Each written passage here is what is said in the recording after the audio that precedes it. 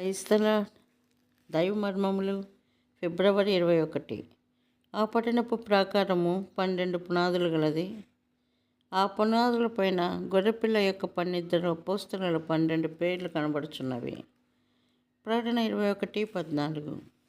ఇచ్చట 12 అపోస్తలుల పేర్లు వ్రాయబడిన 12 పునాదులు గల పరిశుద్ధ పట్టణం యొక్క ప్రాకారముల దర్శనమును చూస్తున్నాము.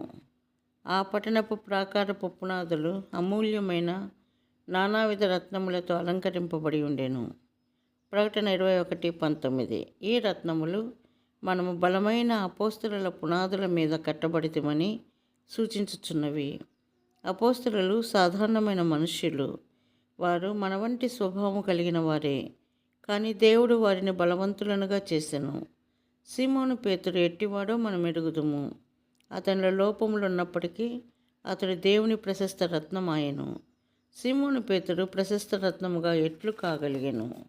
పేతురు అనగా ఒక మామూలు గరుకురాయి, కానీ ఈ గరుకురాయి ప్రకాశించుచున్న ప్రశస్తమైన ఒక పునాది రాయిగా అయ్యెను. మొదటి పునాది సూర్యకాంతపు రాయి. ప్రకటన 21:19. పేతురు అనబడిన గరుకురాయి ప్రకాశమానమైన, మెరయుచున్న, అందమైన, అమూల్యమైన సూర్యకాంతపు రాయికి పోల్చబడుచున్నాడు. అధికముగా ప్రకాశించు నిమిత్తము ప్రశస్త రత్నములు అత్యంత వేడిమి గల భూ అంతర్భాగము నుండి తీయబడినవి. ఆయన యొక్క చిత్తము పరిపూర్ణమైనదని నమ్మి ఆయన చిత్త ప్రకారం మనలో పనిచేయునట్లుగా ఆయన పంపెడు పరీక్షలను మనం అనుమతించవలెను. మెరయునట్టి రత్నములనుగా మనలను ఆయన చేయగలిగినట్టి పద్ధతి ఇదియే.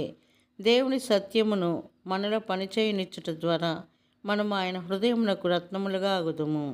అప్పుడు ఆయన సంపూర్ణ ప్రేమ వాత్సల్యములను అనుభవించదము.